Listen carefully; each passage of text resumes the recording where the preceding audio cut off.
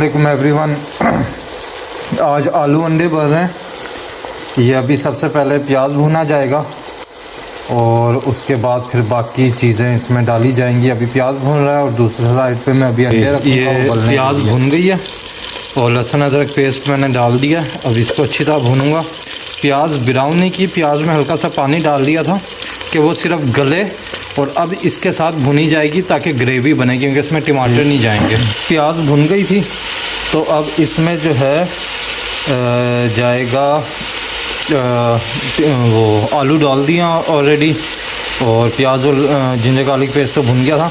इसमें अब जाएगा नमक, काली मिर्च, हल्दी और धनिया बस, और थोड़ी सी लाल मिर्च, लेकिन ज़्यादातर काली मिर्च में ही ये बनता है जी। आलू भुन रहे हैं और क्या कहते हैं अंडे भी उबल रहे हैं। तो अब इसमें पानी डालूँगा गलाने के लिए आलू को, और ढक कर भूल जाऊँगा कि आलू पूरी तरह गल जाए।